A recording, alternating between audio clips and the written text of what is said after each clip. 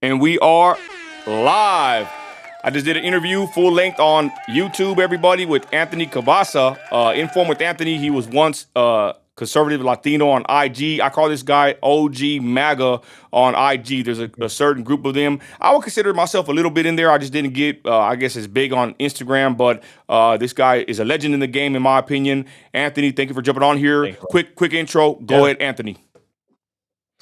What's up, everyone? So, I am an independent journalist out of Los Angeles, California. I've been doing it since 2017.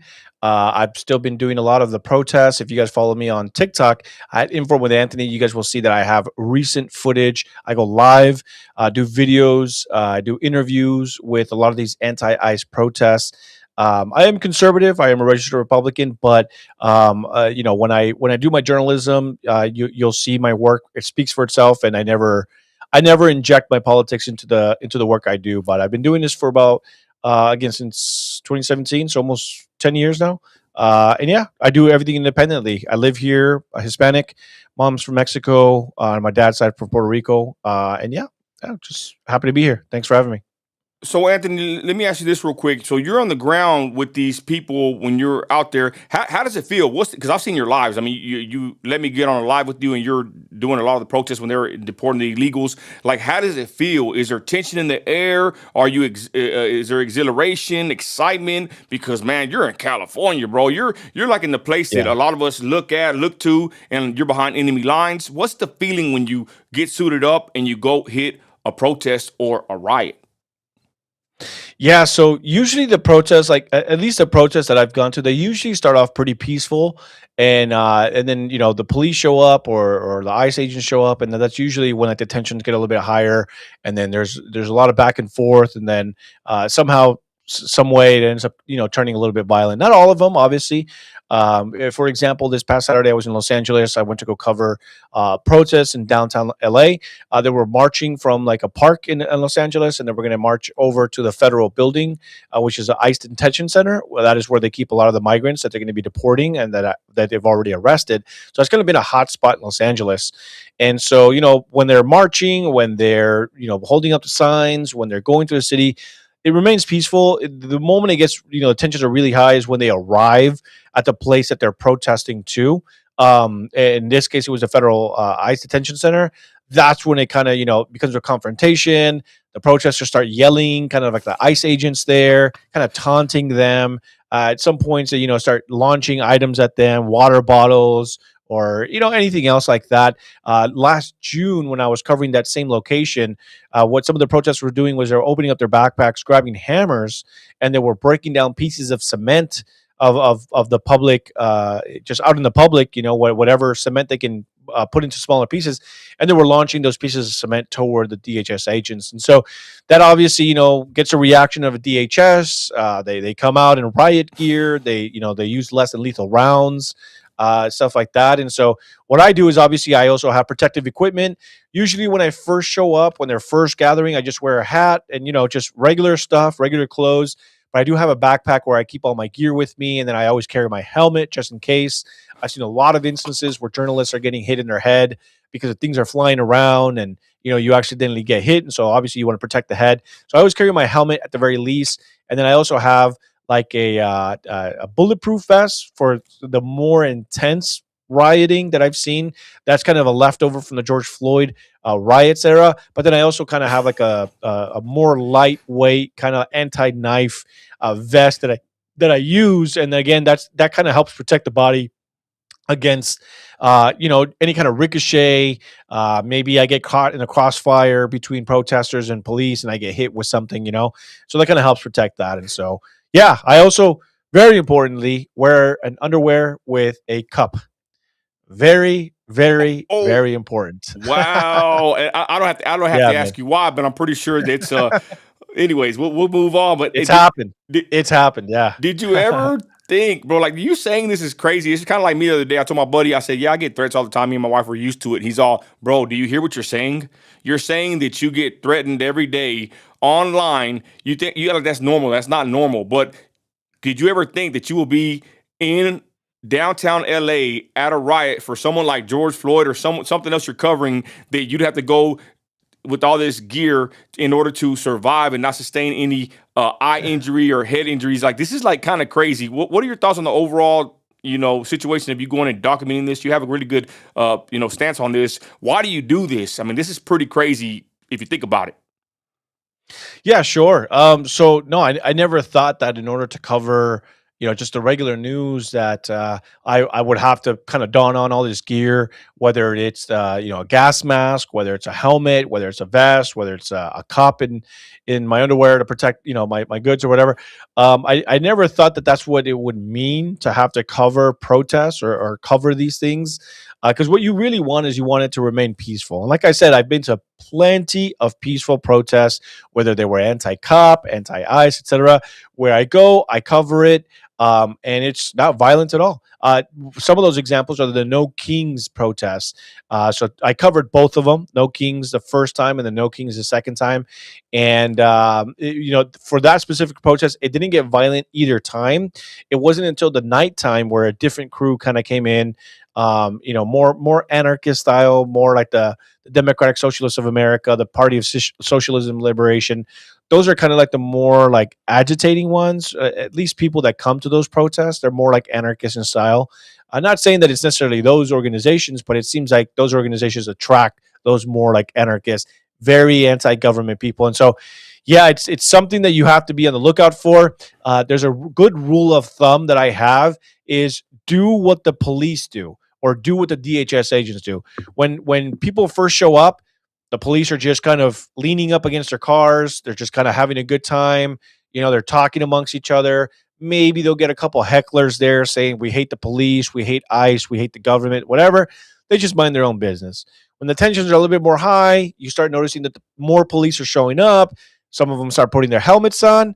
If the police put their helmets on, you put your helmet on. If the police put their gas mask on, you better put your gas mask on, and so on and so forth. You know what I mean? So I've been doing this for so long that I know what organizers, I know what organizations, I know what kind of, if it's an early protest, like if it's a 10 a.m. protest, bro, you're out of there by 2 o'clock, maybe even noon, 1 o'clock, and nothing's going to happen. But if the protest is, and especially if it's like on a Tuesday or a Wednesday, you're good to go, right? Or a Saturday morning even.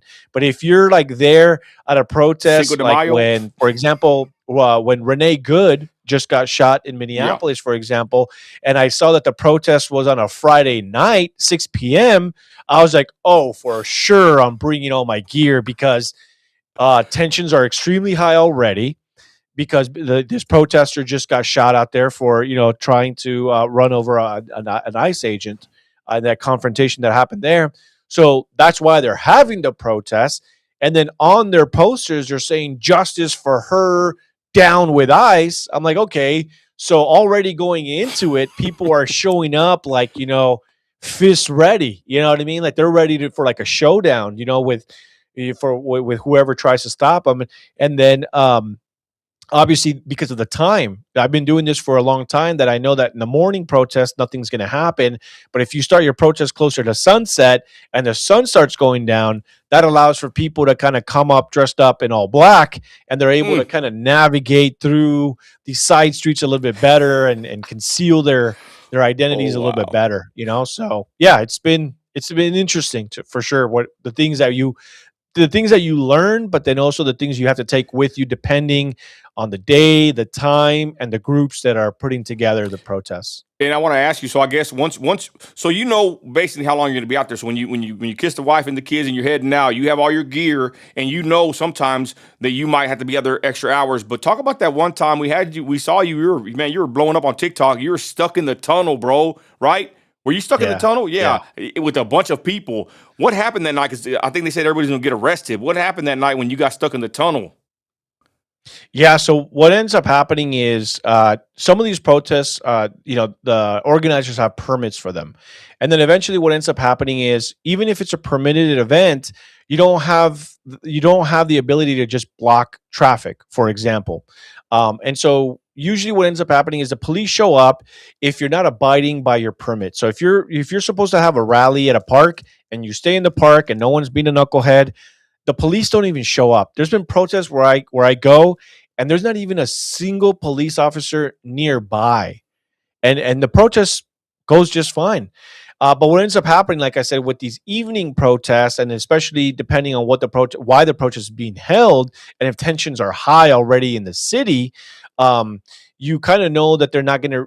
They probably don't have a permit, and if they do have a permit, they're going to be blocking off traffic. They're going to be taking over sidewalks. They're going to be taking over, or these public spaces rather, and stopping people from using the sidewalk is what I meant to say, or even like cars being able to just have traffic normally. And so at that point, the police kind of weighs the options like, okay, we have to go out there because you're blocking traffic. They're not allowed to do that.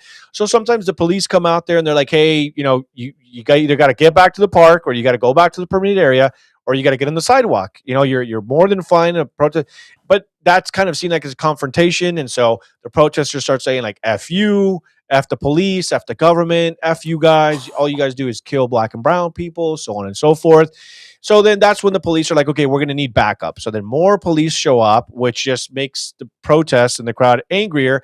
And sometimes what happens is, as police are showing up, or they are aware that police are going to show up, they start marching. They start marching somewhere else. They're like, okay, let's just leave the area so that we don't have to deal with the police.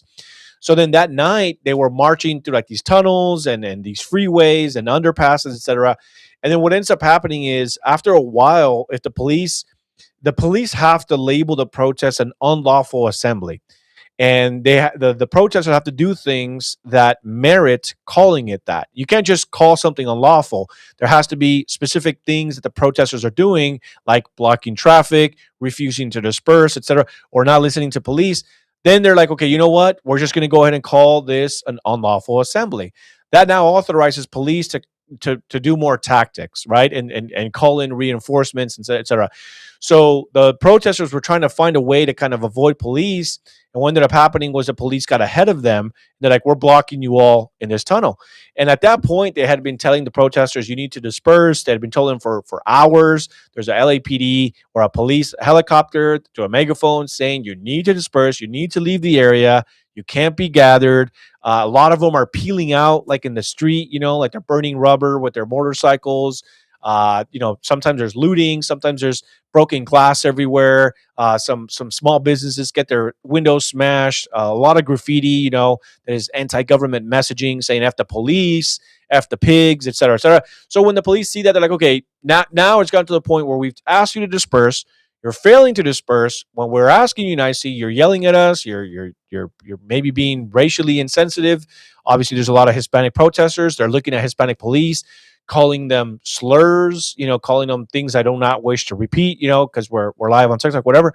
And so at that point, the police are like, okay, now we're just going to arrest you guys. And so what happened that night is it's called like kettling, where basically it's like they allow protesters to go through like they're like, okay, hey, they're heading toward the tunnel. Wait for them to kind of all squeeze in there, and then we roll the police on either side, and then we contain all of them. And then usually what happens is not necessarily that they get arrested and get to jail, depending on maybe if they have evidence that someone in that protest was captured on body cam committing a crime. Maybe they'll target specific individuals and they'll remember, hey, this guy with the red hoodie was causing desmadres. This guy like broke this, so they'll go after that person, arrest them, take them to jail. But for most protesters, especially because a lot of them are wearing masks, it's really hard to identify what kind of laws they've broken outside of being outside of a curfew. Because sometimes the city mayor, she issues like a curfew saying after 8 p.m. no one's allowed to be gathered in a mass gathering, to kind of get the people to leave or whatever, right? And so they usually just get like a citation. A lot of the times they just arrest them one by one, and then they'll take them, they'll search them. If they find a weapon on them, they might go to jail, maybe depending on the weapon is. Sometimes they found guns on some of the protesters. They go to jail for gun charges, et cetera. But for the most part, a lot of them just get like a citation. So they're handcuffed, they're searched. They're like, look, just go home. We're going to drop you off at this corner over here. If we see you again, we're going to arrest you, and we're taking you to jail. So at that point, because they're doing it one by one and there's so much police, they just let them go. So that's what happened that night. Okay, someone asked my buddy Aram in Waco, asked him about the socialist communist groups helping. Are there any specific he saw? PSL, DSA, Antifa. What do you come across?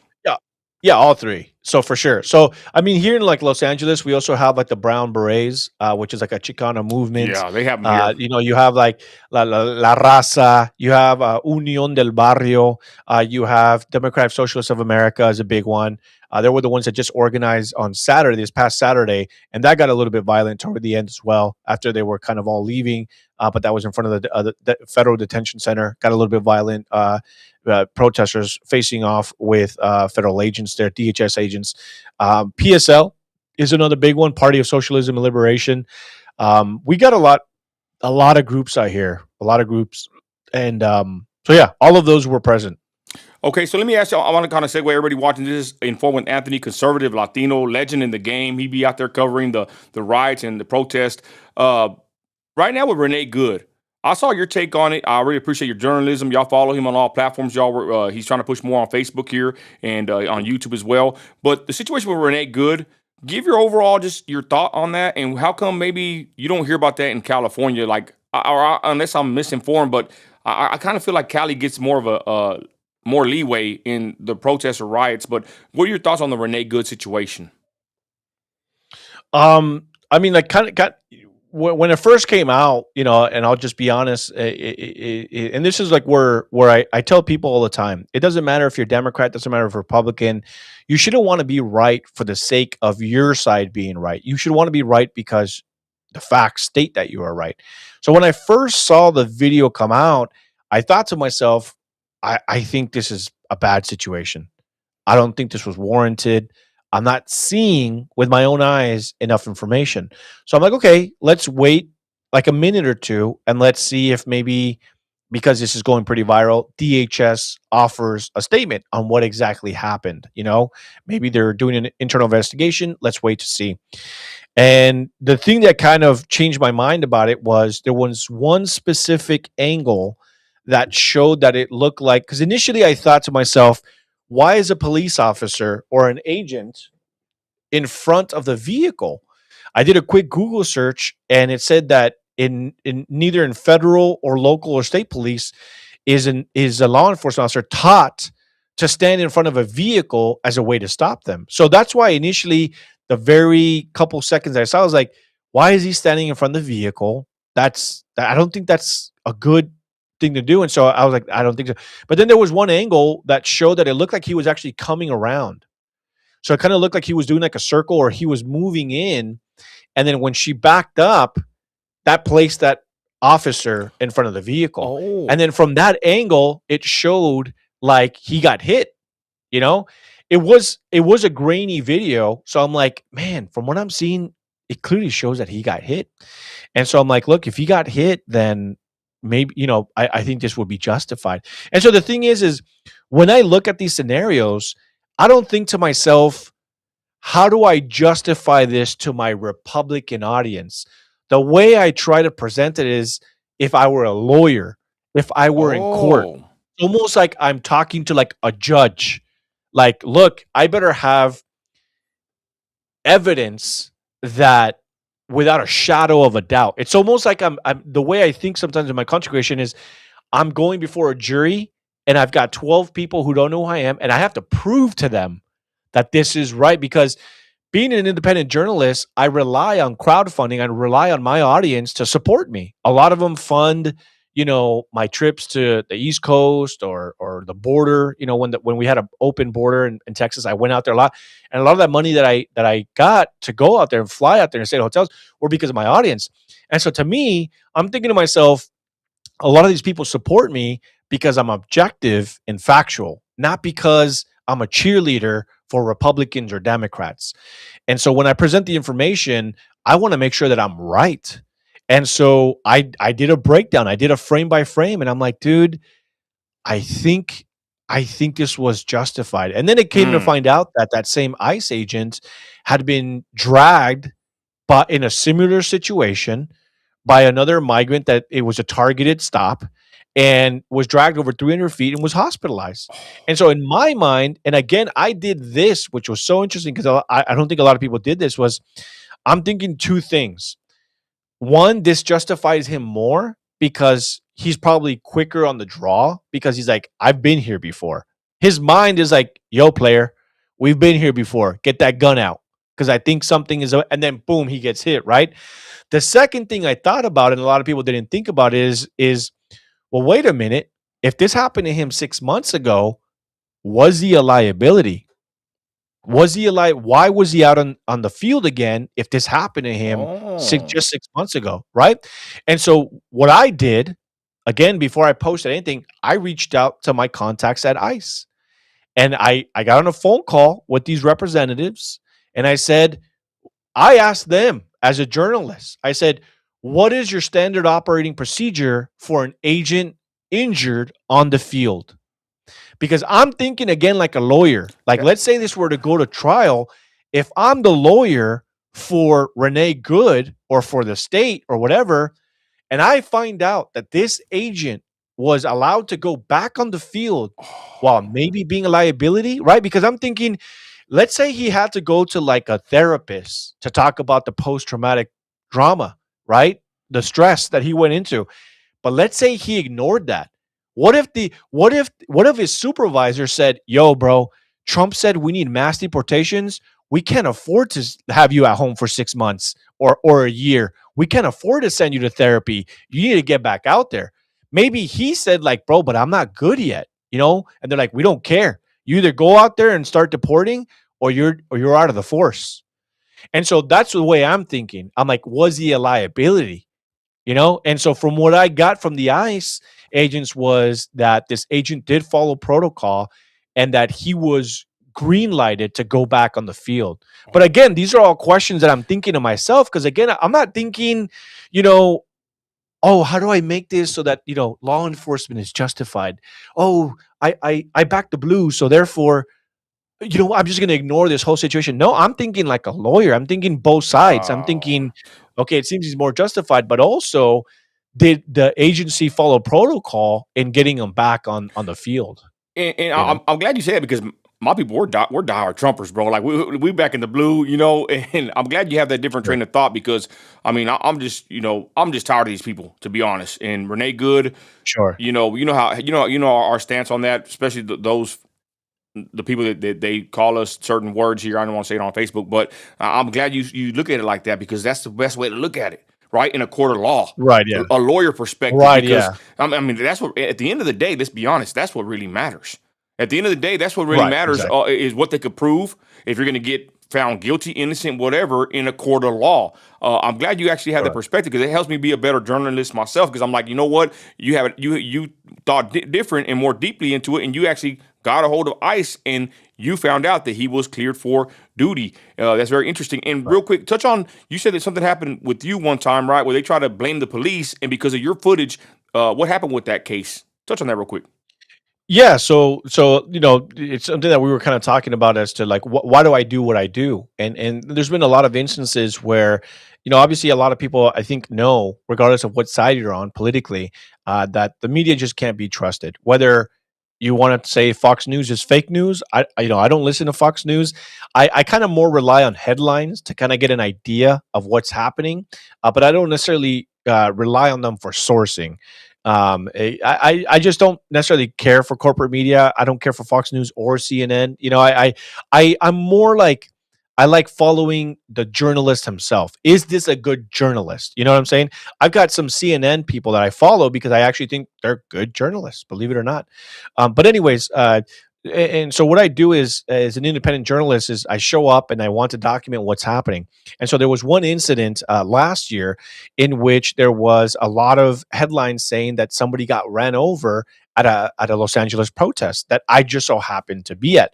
So I'm seeing all these videos come out in which the angle, it does kind of look like a LAPD SUV, a squad car, ended up running over one of the anti-ICE protesters, right near the federal detention center, because they had set up like a police line, and the squad car was trying to get inside the police line. So the police were trying to like get the protester to disperse, to like lift the police line and let the squad car in.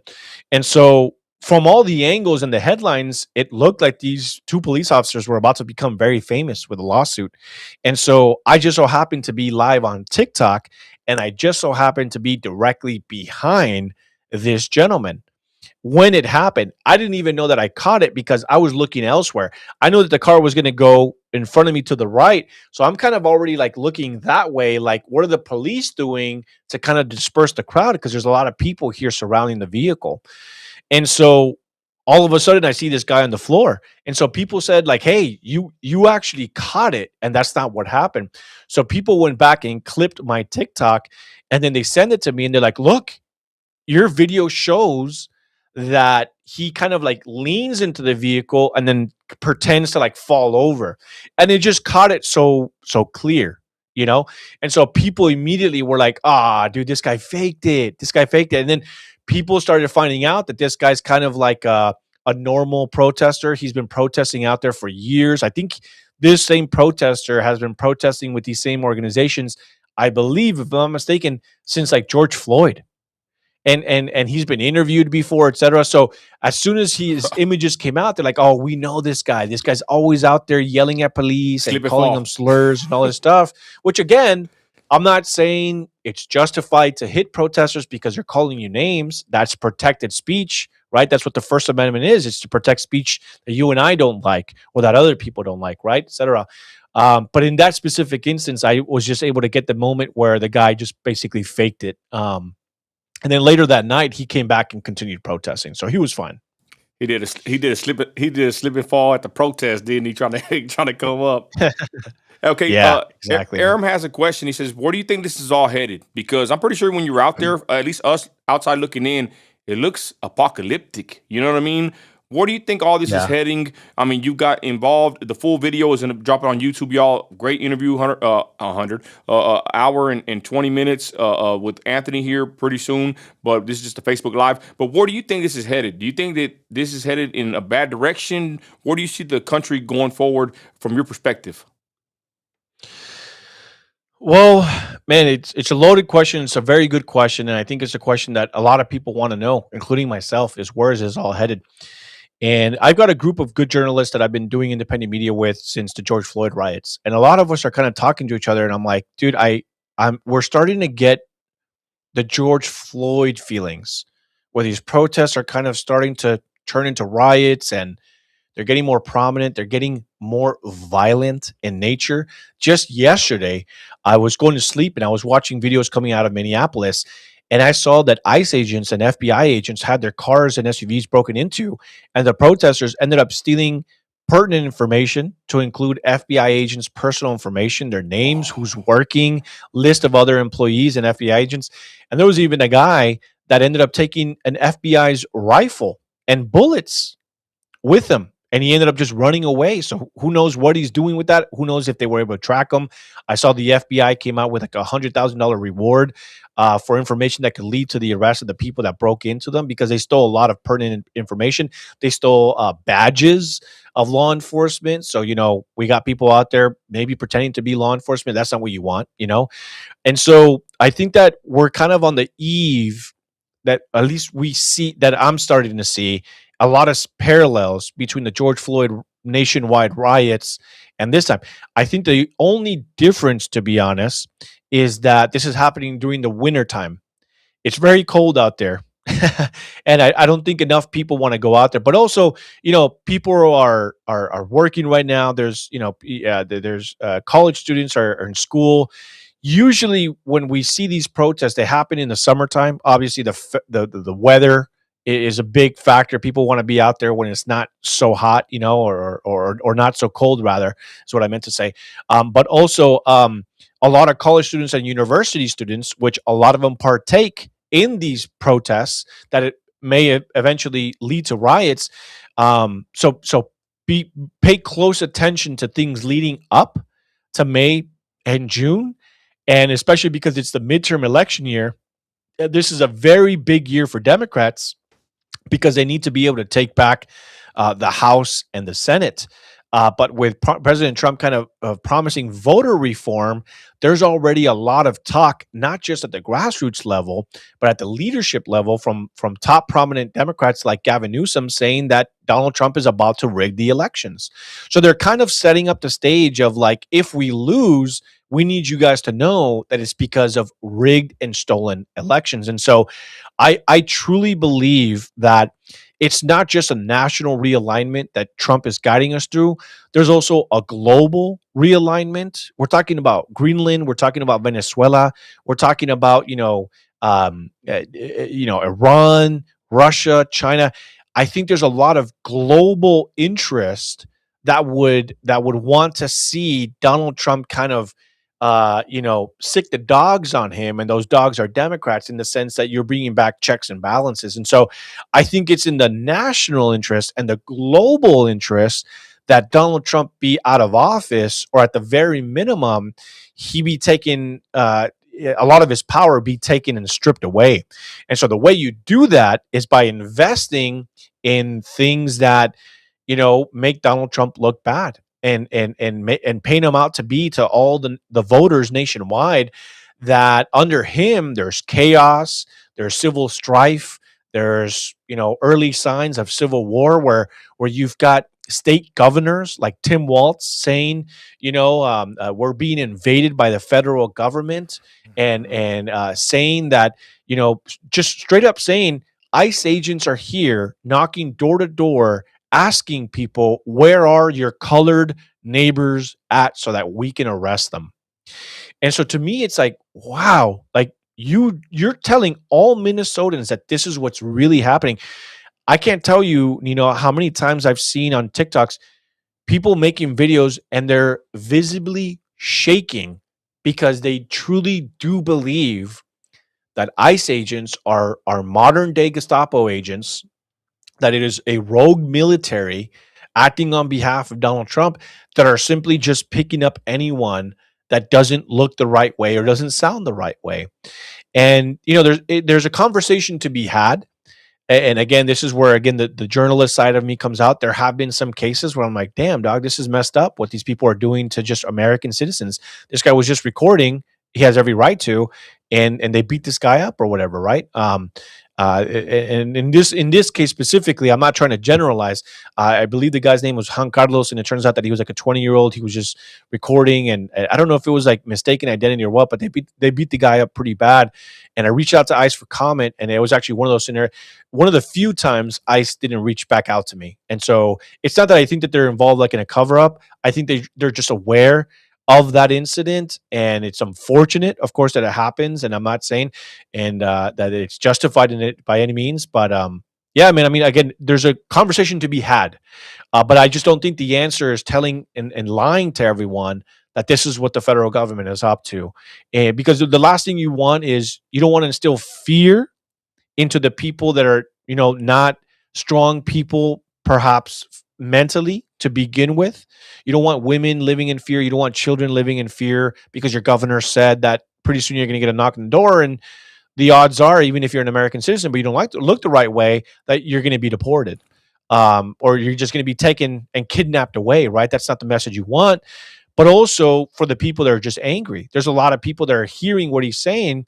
And now you've got the Black Panthers out there. I don't know if you've seen those videos. I believe it was in Philadelphia. If you got the Black Panthers walking around as security for the protesters, and they're armed to their teeth. They're bringing AR-15s, they're bringing rifles, and they're saying, "I wish ICE would run into us right now because they're about to find out." And Wow. so that's causing conflict, that's causing violence. That's the last thing you want. And so it's definitely a scary time. I don't think we've ever been in this specific scenario. And I just believe, based off everything I'm seeing, that it will get a lot worse going into the summer and going into the midterm elections, because it's a midterm election year. And maybe to some degree, the worst of it won't come till 2028 when it's a presidential election year. But just based off everything I'm seeing right now, covering protests since 2017, seeing all the signs, seeing the organizations that are involved, seeing kind of the rhetoric that's being put out there, uh, whether it's the federal government or state government. We've never been here before, ever. never have we had governors just outright saying we will defy, we will activate, we will fight back, etc. We've never been here before. It's a scary place to be because I do believe this is the closest we've ever been to anything resembling a civil war. But the civil war is not necessarily like Republicans versus Democrats or like you at home trying to fight, liberals coming into your land. But what I mean by that is you've got the state government versus the federal government. Oh, And so you have these instances, for example, just last night in Los Angeles, where we have city council members saying that they've instructed their county sheriffs to arrest ICE officers or any federal agent that is seen using county property for any federal operations. And then I'm sure you've probably seen it, or if you haven't seen it, there's the sheriff out of Chicago, I believe, a yeah, female, I made a video where about her. where she was saying these are not real law enforcement. We're real law enforcement. These people are Nazis. These people are the enemy. These people will find out should they ever confront us. And I'm like, bro, I don't even remember this kind of language during the Floyd riots. I don't remember these sheriffs coming out and saying these federal agents need to be dealt with. And so with that, I know it can, I'm not trying to instill fear in anyone. It's just reality of what we're living in right now, based off statements not that I'm making, but that I'm observing from elected officials and appointed officials. But I will just say, God is good. God's in control, and don't feel like you need to be like shut in every single day or just disassociate yourself politically altogether. And it never hurts to just buy guns and ammo, and train yourself and train your family. Should anything ever happen, I'm praying it doesn't get there. No matter what, man, Republican or Democrat in charge, this is my country. I love this country. I went through 4 years under President Biden, who I thought arguably is one of the worst presidents that ever ruled in my lifetime, especially as an adult. But you know what? We got by, man. And I was never out there calling on violence. We were never out there, whatever. But yeah, we'll see. Wow, very interesting take, man. Inform with Anthony, ladies and gentlemen. Real quick, because we did the full hour and 20 minutes, y'all check that out on YouTube. Let me ask you this: the situation with Maduro, Venezuela, what's happening globally. What are your thoughts on Trump's moves, and do you agree with them? What do you think that means for us? On a bigger scale. Yeah, so I've always kind of been more like America first. I don't know if I'm America first and America only. And I understand kind of where Trump is making the case in which, in order to really protect America, especially what we saw the last 4 years, in which our neighbors were basically allowing, the cartel to operate however they want, and to bring in the flow of dangerous people, of illegal migrants into this country, just basically using their country as like, yeah, sure, just go on through, everybody, welcome in. And then we find out that the police in those countries were in on taking bribes from these migrants and cartels, etc., and letting them all through. I understand where Trump is coming from, in which America won't really be safe unless we secure the entire Western Hemisphere. And so whether it's Greenland, Canada, Latin America, coming after Venezuela, etc., we need to secure the Western Hemisphere. We need to secure the waters. We need to secure the oceans, because this is where a lot of it is coming from. And so I understand what he's saying. I'll be honest, I don't know how I feel about it yet. I'm like, Right. is this really what we want, though? You know what I mean? But what's interesting about Venezuela is that people thought it was going to turn into a war, and it never did. Even when the operation was ongoing, people were like, "This is it, World War III," and I'm like, let's calm down. And then secondly, people thought it was going to be regime change, but the entire regime got left behind, and they're the ones in control. The only thing they did was remove Maduro. So is it really regime change when literally all the generals, all like literally the vice president is president now? I'm sure she hand selected someone else to be the vice president that thinks just like her. There's no new elections. No one was installed by America, etc. All they did was extradite this guy, and it was a quick operation. There was no U.S. Americans that died that day. Wow. So I think it was one of the best operations probably in U.S. military history to remove this guy, and no war and no regime change. So Mm. it's well, we'll see, man. It's an interesting, definitely scenario, and we'll see where it all goes. Because now he's saying that we're going to come after Greenland, whether they do it the easy way or the hard way. Yeah. So Yeah. it'll be interesting to see. Great take, and I'll just add this. I'm the same way. Like I'm America first, but I understand we got to deal with these other countries, and there's other things we got to move to secure our safety. But I forgot, bro. You're the one that made the video that I started like harping on myself. The Monroe Doctrine, or this is our Yeah, hemisphere. And correct. Trump, man, great piece, bro. It made me think differently about it. Is that Trump said it? And Yeah, he's been alluding to it with Greenland before. That basically it's our hemisphere, and it's our duty to protect it for the safety of Americans. Can you just touch on that real quick? The Monroe Doctrine, sure. they're calling it the Don Road Doctrine, but touch on that real quick because I forgot that you're the one that made that clip, and I started looking into it, Yeah. and us doing what we're doing on a global stage is actually the right thing to do in order to keep us safe in our hemisphere. But can you touch on that real quick? Yeah, so basically, this was an idea brought forward by Edward Monroe. I believe that was his first name, Edward Monroe, President Edward Monroe, back in the mid 1800s, in which he said we need to come up. We have this Monroe Doctrine, in which obviously that we had disaffected from Europe, England, etc. And what he said was we don't want any more European influence in the Western Hemisphere. You guys leave us alone, leave us our new nation alone. We'll take care of the Americas.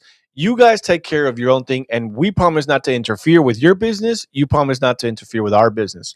So initially, and ironically at first, it was we don't want any more Europeans in the Americas. Like, let us deal with what we have.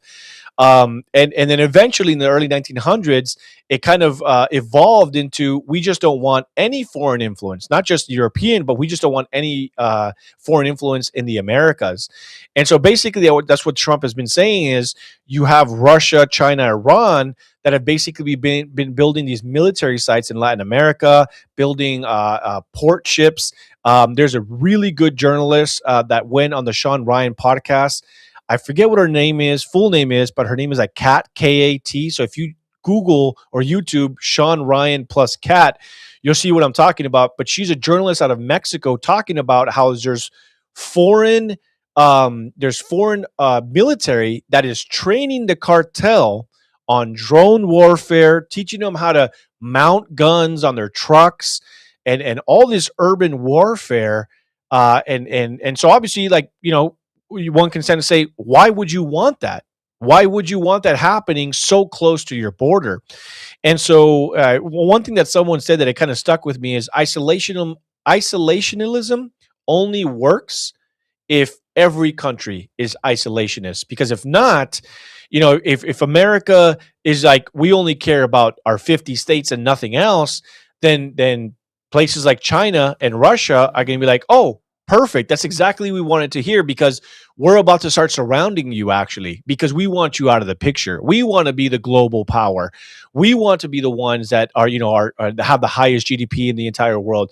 We want to be the one that everyone's buying from. We want to control the oil trade, et cetera, and so forth. And so I think Donald Trump saw that and he's like, look, man, as much as people might hate me, I have to do this for us. Wow. And so what I think is interesting is I surprisingly a lot of Hispanics and Latinos are on board with that because America first, America only means you only care about the people already here. But the Monroe Doctrine or the Don Roe Doctrine, because Donald Trump, Don Roe Doctrine, it means that we're now protecting the entire Western Hemisphere to include Latin America. So now we're putting our military bases across the Western Hemisphere to protect even Latin America, but also we're investing and becoming better trade partners with Latin America, which means they get rich, they get control of their own sovereignty, and they don't have to worry about China or Russia working with their dictatorships out there or with the cartel to control oil or to control drugs or anything else of that matter. And so, surprisingly, I've seen a lot of Latin Americans say, "Hey, I kind of like this because now that means we're also protected." And the reality is that I can't tell you how many videos I saw of Venezuelans in America saying that now with Maduro gone and hopefully now they have a free democracy, they're looking to go back. And so even the America First crowd is like, Perfect. That's what we want. We want you all to go back Nice. voluntarily. But the thing is we also, I think as human beings and as Christians, we want them to go back not to a strict dictatorship where maybe they might be killed. We want them to go back to a free and sovereign nation that's prosperous. And so I think that, if the same were to happen in Nicaragua, if the same thing were to happen in Colombia, if the same thing were to happen in any country, Mexico, I think what you'll actually see is the same thing that happened in Venezuela. You're going to have all these people saying, wait a minute, we've got prosperity, we've got jobs being created in Mexico. I'm going back. You mean the cartel is no longer extorting the people or killing people? And they've completely gotten rid of them the way El Salvador has? Guess what? I'm going back. And so I actually think that it could be a plan. It's going to be hard because these people are not just going to lose control overnight for something that they've been building for decades, right? Russia, China, etc. It's an ambitious goal, and I think that's also why Donald Trump has asked for a $1.5 trillion budget for the U.S. Department of the military, basically, so that they can go ahead and pursue this ambitious goal of theirs. And I think only time will tell. You know what I mean? So we'll see, man. It's ambitious. I think Donald Trump can do it. It's gonna ruffle some feathers for sure. And he's used to it. Winding down here, like I said, y'all check out the full interview on YouTube. I'll be dropping it here pretty soon. But we touched on this real quick. I've said before that we should never turn our back on Cali. You have a real good take on this, but you love it there. I said that we have Christian patriots behind enemy lines in California because a lot of people just say, and I used to be like them, let Cali slide into the ocean. Why do you still stay in Cali? What's your why? What's your reason for staying in California? Go ahead.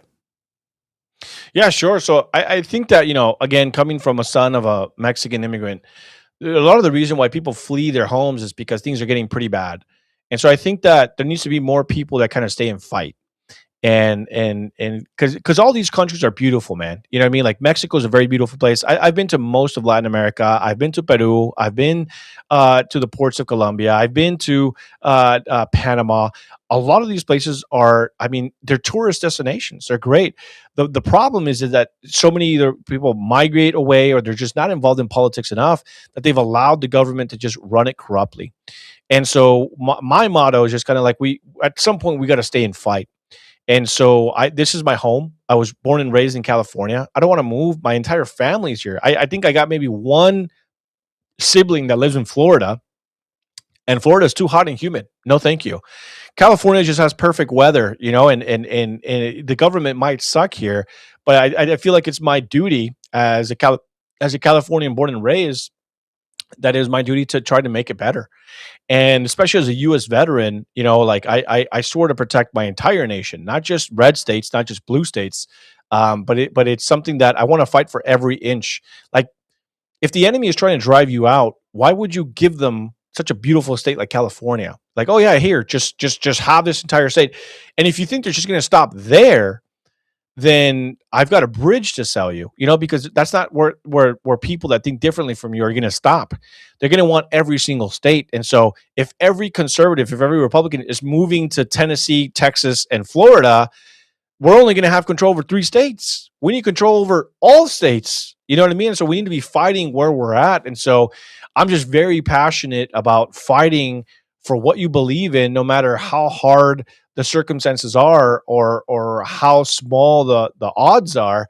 You just got to, eventually take your stand and say, wait a minute, we're not going to just allow these people to drive millions of people away to a state we don't know or where we don't have contacts or family there. We got to stand up and fight right here. So that's just kind of how I live by. It's just don't just get up and flee for an easier life. You got to eventually take a step in the right direction and be like, wait a minute, I'm not going to be pushed around here. And so, yeah, that's why I refuse to leave. And, all respect to my Lord and Savior, he's going to have to pull me by my feet out of here. Amen. Amen. That's the only way I'll leave. People always say, what will finally get you to leave?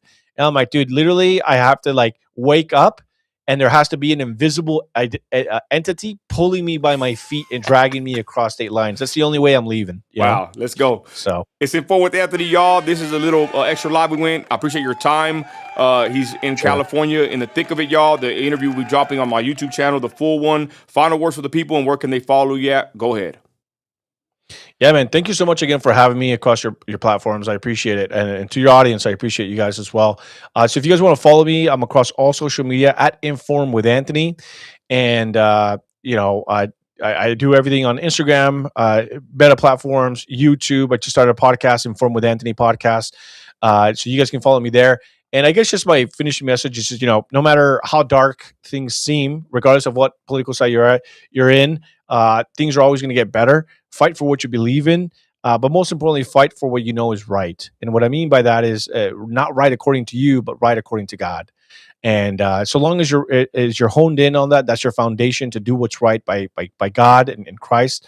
I think you're on the right path. And again, if you're one of those people like, man, it's just the Republicans are not doing what I want them to do, or they're not acting fast enough, or Trump didn't do this one thing, or this is kind of disappointing.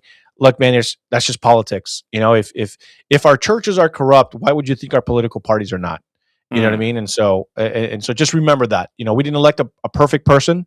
Again, it's not about political parties, but it's about your faith in God and what are you doing every single day to be a better person. That's what you need to be working on. And if we all worked on that, things would just kind of solve themselves. amen. So yeah, thank you. Great perspective. Thank you, Anthony. If you want to hold on real quick while I end the live, just I can talk to you behind the scenes. But y'all, this is Inform with Sure. Anthony. I'll just say this: he gave me a lot of his time, y'all. Please be gracious to him. If you can't follow him on his platforms. And I would even say this: I never ask my followers for money, but someone like this, that's in the thick of it. If you choose to support someone financially, someone in the movement, a Christian, a patriot, especially behind enemy lines, I recommend giving if you can, possibly, and if anything, for sure, praying for the brother. I've spoken to him here today, and I can tell you he's genuine. He's like me. We never did it for the money. We never did, like you said earlier, you never hit that button on the reel to upload to hopefully go viral, because in our day, there was no reels on Instagram. It wasn't like that. Yeah. But let's be honest, now we can make a little money. Now we could do this as a full-time or part-time job, and we're grateful that God has given us the opportunity. But he's like me, y'all. It's not about the money. That is part of it. Let's be honest. They're going to pay you if you do good content. But the point is, we did this for a whole nother reason.